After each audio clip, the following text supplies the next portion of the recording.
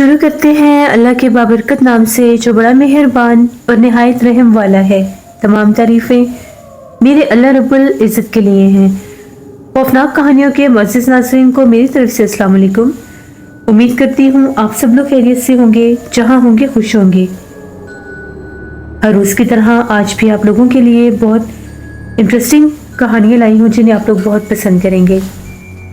आज की पहली खौफनाक कहानी बिलाल शेयर कर रहे हैं। बिलाल कहते हैं, हम लोग कराची सदर के रहने वाले हैं। आज आपके साथ हम लोगों की जिंदगी में पेश आने वाली बहुत ही ज्यादा डरावनी कहानी शेयर करना चाहता हूँ। आज से 12 साल पुरानी बात है। मेरी फर्स्ट वेडिंग एनिवर्सरी थी।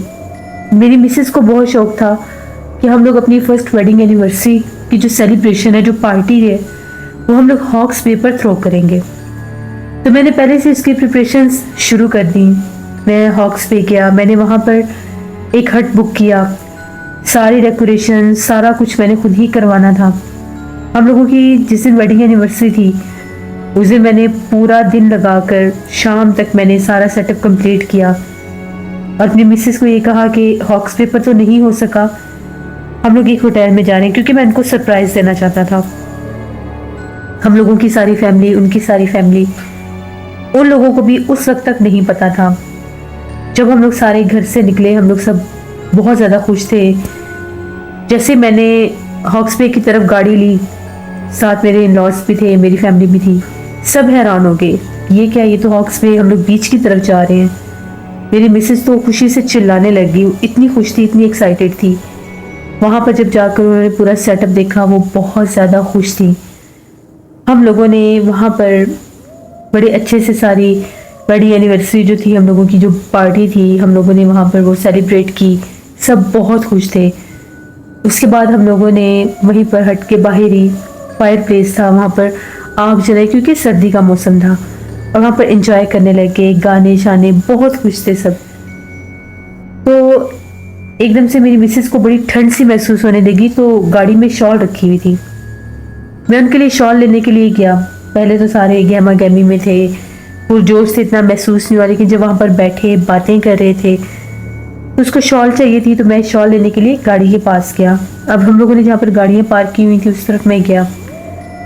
जो ही मैं अपनी गाड़ी के करीब पहुँचा तो मैं क्या देखता हूँ कि मेरी गाड़ी में फ्रंट सीट पर कोई बैठा हुआ है। बाकायदा तौर पर मुझे कोई नजर आया। मैंने आगे होकर देखा तो दुल्हन का लिबास पहने सजी सवरी एक लड़की बैठी हुई मेरी गाड़ी में। मैं बड़ा हैरान हुआ कि ये लड़की कौन है मेरी गाड़ी में, ये लड़की कहाँ से आ गई है, गाड़ी तो लॉक है। मैं बहुत हैरान कि मैं क्या करूँ, मैं कैसे आगे, जो मैं भाग कर आगे गया। मैंने ड्राइविंग साइड वाली जैसे अपनी सीट खोली, आगे झांक कर देखा तो वहां पर कोई भी नहीं था।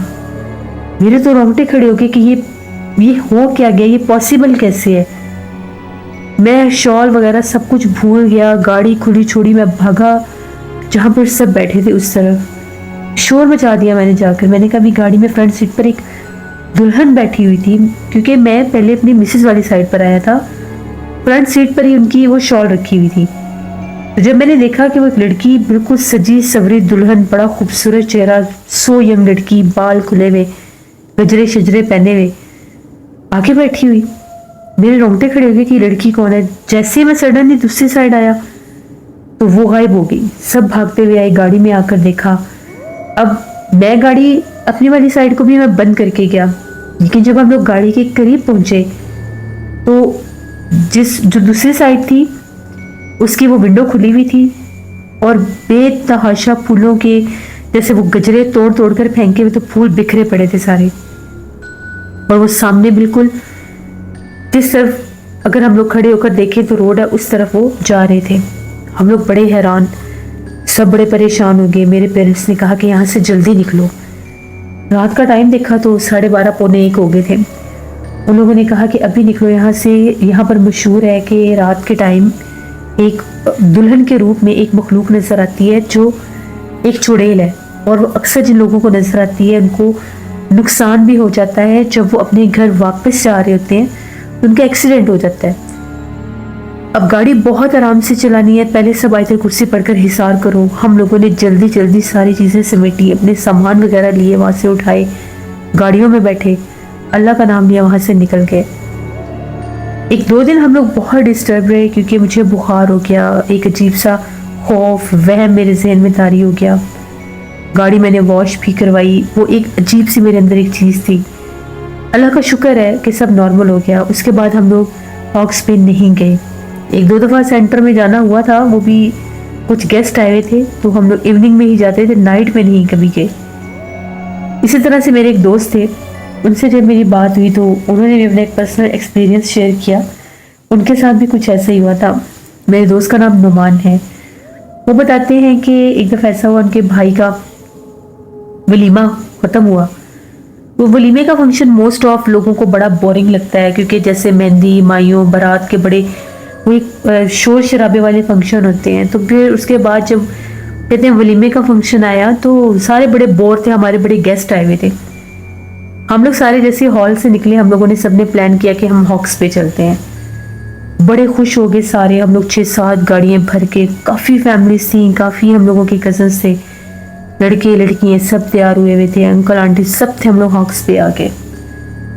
रात पहले ही हो चुकी थी, ऑलमोस्ट 12:30 बजे के करीब हम लोग हॉल से निकले और हम हॉक्स पे चले गए। वहाँ पर जिस तरह से हम लोगों ने गेट टुगेदर किया, बैठे, खाने पीने की चीज़ें ली, बड़े खुश थे सब।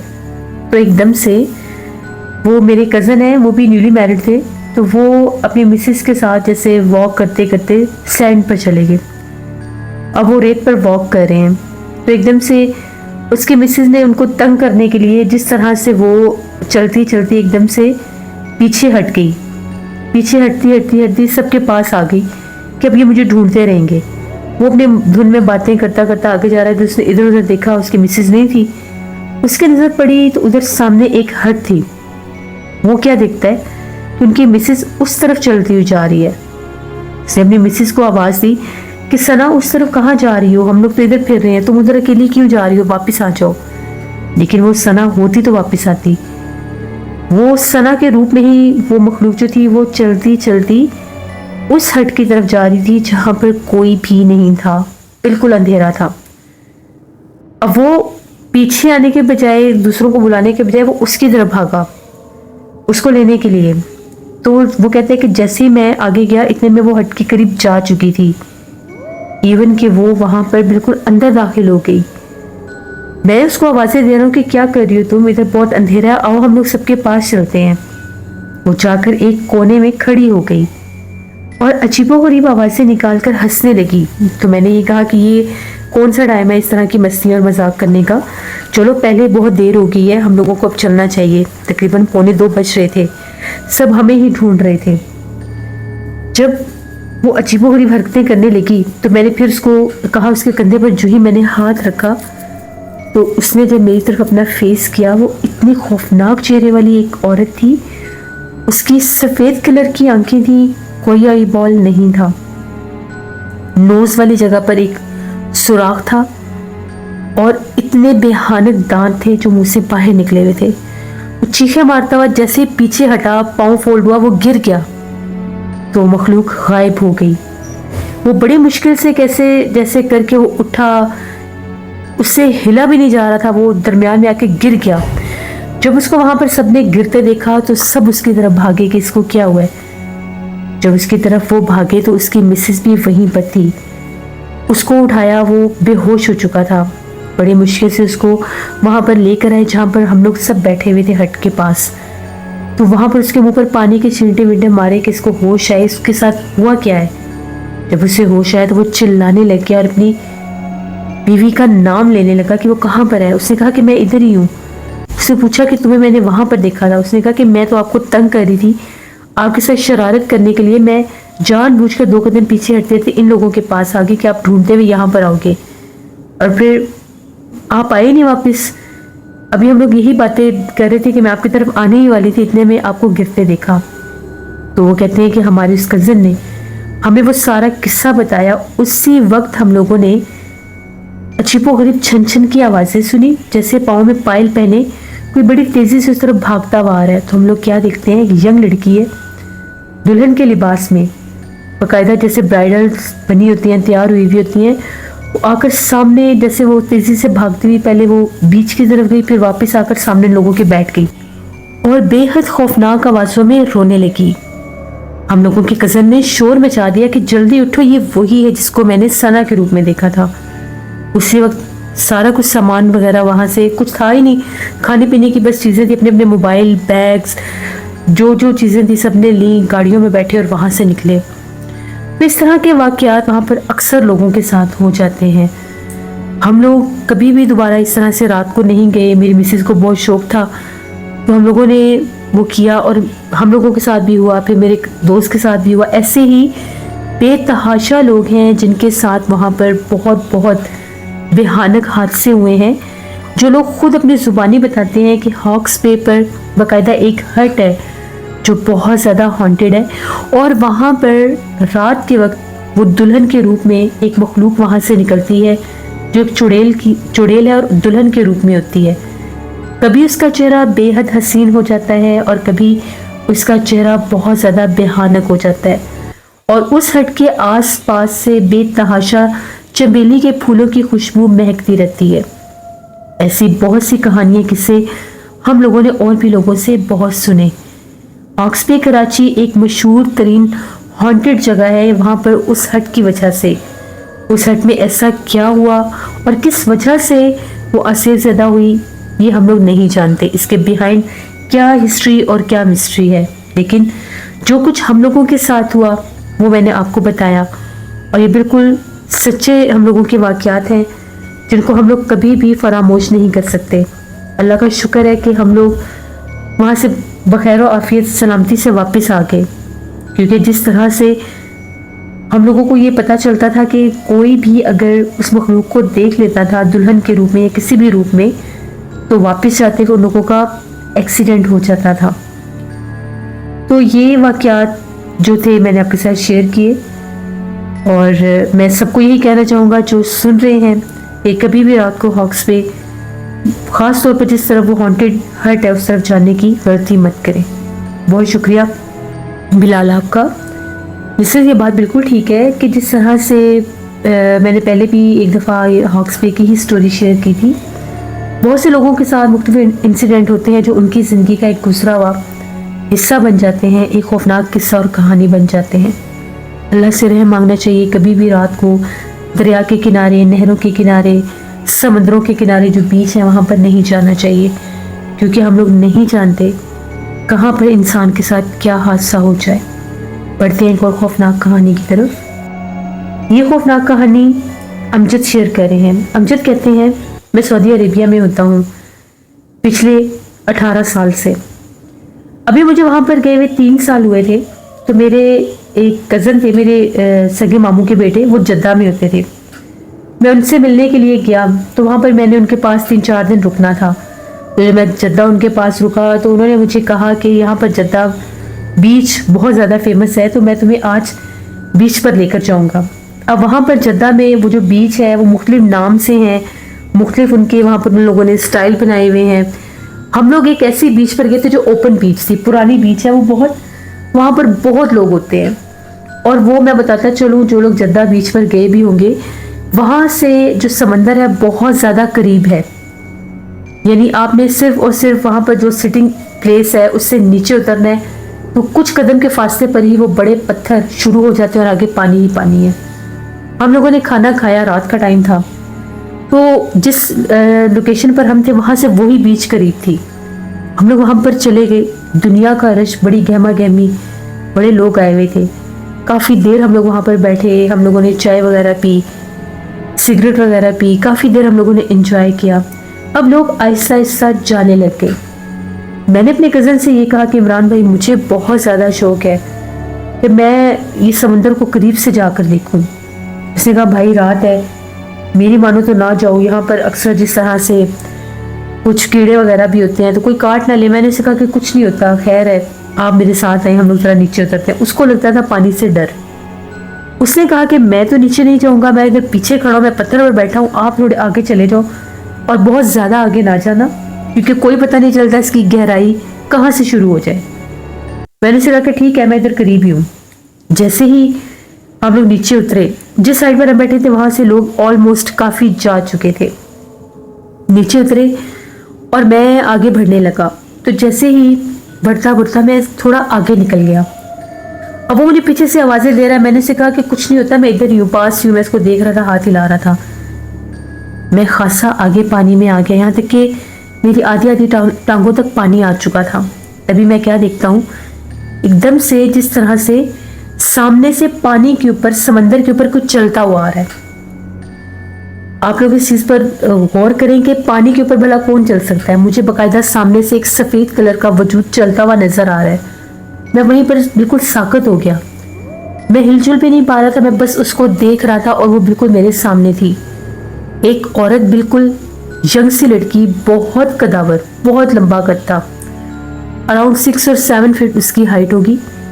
बड़ी तेजी से पानी के ऊपर चलती हुई, तकरीबन वो मेरे से 6 से 7 कदम दूर थी। उसके बाल हवा में उड़ रहे थे, आंखें ऐसे चमक रही थी जिस तरह से रोशनी निकल रही है। मैंने उसको अपने बहुत करीब देखा और एकदम से वो एक हेवला बन के हवा का गायब हो गई। जैसे ही मैंने ये मंजर देखा, मुझे बकायदा ऐसा लगा कि मेरे कंधों पर बहुत ज़्यादा किसी ने जोर से पकड़कर, झंझोड़कर मुझे जैसे पीछे की तरफ धकेला है। तो मेरा सकता सा टूटा तो मेरी चीख निकल गई। मैं बड़ी मुश्किल से पानी से बाहर निकला। मैं 2 दफ़ा उसमें गिरा भी, क्योंकि मेरे पाँव खड़े होकर बीच में अंदर वो धंस चुके थे रेत में। बड़ी मुश्किल से बाहर आया, कपड़े भर गए मेरे और जैसे गीले हो गए। जब मेरे कज़न इमरान भाई ने देखा कि ये गिर गया है, कहीं ये पानी में ना गिर गया, वो चीखें मारने लग गया और वो भागा आगे। उसने मुझे जब पकड़ा तो मैं कांप रहा था। उसने मुझे बाहर निकाला, पानी पिलाया। उसने कहा कि क्या हुआ तुम्हें, तुम ठीक हो? तुम्हें मैंने मना किया था कि इतने गहरे पानी में मत जाना। मैंने उसे कहा कि मुझे पानी में कुछ भी नहीं हुआ, मैं जो कुछ वहां पर देख कर आ रहा हूँ मैं इसको एक्सप्लेन करना चाहता हूँ। मैंने उसे सारी बात बताई कि मैंने ऐसे से एक औरत को देखा जो पानी के ऊपर चल रही थी। 1 सेकंड के लिए वो जैसे मेरे सामने से गायब हो गई। मैं उसको मुसलसल देख रहा था, वो चलती हुई आ रही थी पानी पे। उसने कहा कि मैंने आज तक ऐसी कोई बात नहीं सुनी कि किसी के साथ ऐसा यहाँ पर कुछ हुआ हो, शायद होता होगा। वहीं पर हम लोग बैठे थे तो वहाँ पर एक, जिस तरह से वहाँ के अरबी थे, फैमिली बैठी थी। उन लोगों ने पूछा कि इसको क्या हुआ है, ये क्या कह रहा है। मैंने उन्हें सारी बात बताई कि ये इसके साथ हुआ है। उनमें एक बूढ़े आदमी भी थे, एक शख्स था बूढ़ा। उसने कहा कि इस बीच के ऊपर ये मखलूकात हैं, 2 से 3 बार हम लोगों ने भी देखी है। हम लोगों ने यहाँ पर बिल्कुल बीच में सेंटर में एक बच्ची को देखा था। जिस तरह से वो बच्ची पानी के ऊपर भागती भागती हम लोगों के सामने आई और गायब हो गई। यहाँ पर जन्नात का, मखलूकात का बसेरा है, इसीलिए वहाँ पर रात होने से पहले लोग निकल जाते हैं। बहुत से लोगों के साथ वाक़यात हुए हैं। उन्होंने कहा कि ये खुशकिस्मत है जो बच गया, नहीं तो बाज़ औक़ात तो वो बहुत से लोगों के साथ ये भी हादसा है कि वो पानी में धक्का भी दे देती हैं। वो मखलूकात एकदम से आवाज़ आती है। तो अमजद कहते हैं मैं इस हद तक खौफज़दा हुआ। फिर दोबारा मैं 3 दिन उनके पास रहा। उन्होंने मुझे कहा कि बीच पर चलना है। उन्होंने मेरा मजाक बना लिया। मैंने कहा कि नहीं, मैंने नहीं जाना। तो ये मेरी एक कहानी थी। बहुत शुक्रिया अमजद आपका। रिसर्च कहते ये हैं कि पानी के ऊपर भी जिन्नात का एक मखसूस हद तक बहुत ज़्यादा बसेरा होता है। मैंने तो ये भी सुना है कि कहते हैं कि वहाँ पर शैतान का बहुत ज़्यादा बसेरा होता है। शैतान की कचहरी लगती है खुले पानी के ऊपर। वहाँ पर बहुत ज़्यादा जिन्नात और मखलूकात होते हैं पानी के ऊपर। तो कभी भी रात के वक्त ऐसी जगहों पर, खुली जगहों पर नहीं जाना चाहिए, क्योंकि किसी भी जगह पर वो मखलूक किसी भी रूप में अपना आप जाहिर कर सकती है। ये थी आज की खौफनाक कहानी है। अपना फीडबैक मुझे ज़रूर दें, आप लोगों को कैसी लगी। आप लोग भी अपनी खौफनाक कहानियाँ शेयर कर सकते हैं डिस्क्रिप्शन बॉक्स में दिए गए ईमेल आईडी nushirmuk57@gmail.com पर। इसके अलावा आप लोग मुझे कमेंट बॉक्स में भी स्टोरी शेयर कर सकते हैं। नाना जी की कहानियों में आज बहुत खौफनाक कहानी आएगी, उसको भी विजिट करिएगा और सब्सक्राइब करिएगा। और जो मेरा चैनल है, जैसे कि मेरा नॉवल चैनल था हॉरर स्टोरीज ऑफिशियल वाला, उसका मुझे कोई नेम अच्छा नहीं मिल रहा था, तो मैंने आज उसका नेम चेंज किया है। मैंने खूनी सैटरडे नाम रखा है और इंशाल्लाह होपफुली अब यही नाम रहेगा। उस पर भी बड़ी अच्छी स्टोरी आई है, खूनी सैटरडे। उसको भी जाकर विजिट करें और सब्सक्राइब करें। कम्युनिटी टैब में आप लोगों को उसका लिंक मिल जाएगा। स्केरी उर्दू टेल्स में सिस्टर का चैनल है, उनको भी जाकर सब्सक्राइब करें एंड सपोर्ट करें। हॉरर स्टोरीज विद हारून मेरे भाई का चैनल है, उनको भी जाकर सब्सक्राइब करें एंड सपोर्ट करें। अपना बहुत सा ख्याल रखिएगा। अपनी ढेरों दुआओं में मुझे, मेरी फैमिली, मेरे पूरे पाकिस्तान को याद रखिएगा। Thank you for listening my stories. Stay tune. अल्लाह हाफिज़।